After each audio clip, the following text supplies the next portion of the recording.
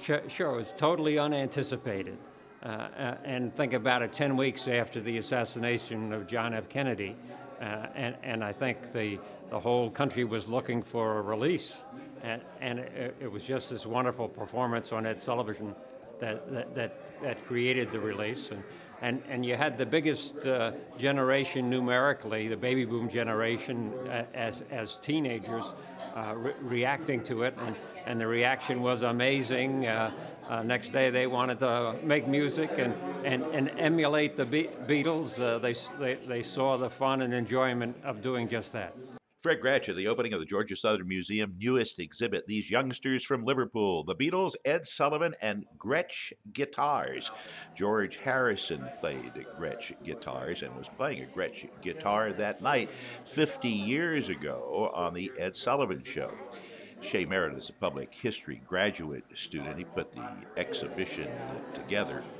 Dr. Richard Flynn from the Department of Literature and Philosophy spoke on all of the things that happened in the months surrounding the Beatles' appearance.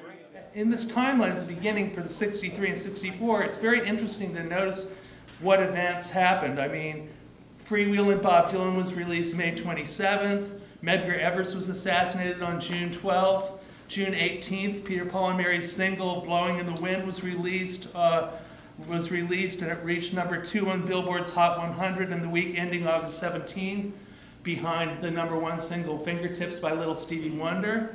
August 28th was the March on Washington. September 15th was the 16th Street Baptist Church bombing. And September 16th, 1963, "She Loves You" with the flip side, "I'll Get You" was released in the United States. November 22nd, President Kennedy was assassinated. December 26th, "I Want to Hold Your Hand" with the flip side, "I Saw Her Standing There" was released. In January, VJ released Introducing the Beatles. 10 days later, Capitol released Meet the Beatles. And on February 9th, the Beatles made their first appearance on the Ed Sullivan Show. If you look, I'm not going to go through this whole timeline, but if you look here at how many albums they released in 1964, it's astonishing. I mean, like every 3 months, here comes another Beatles record. These Youngsters from Liverpool, the Beatles, Ed Sullivan, and Gretsch guitars. They'll be on display through February 14th, the Georgia Southern Museum on Sweetheart Circle.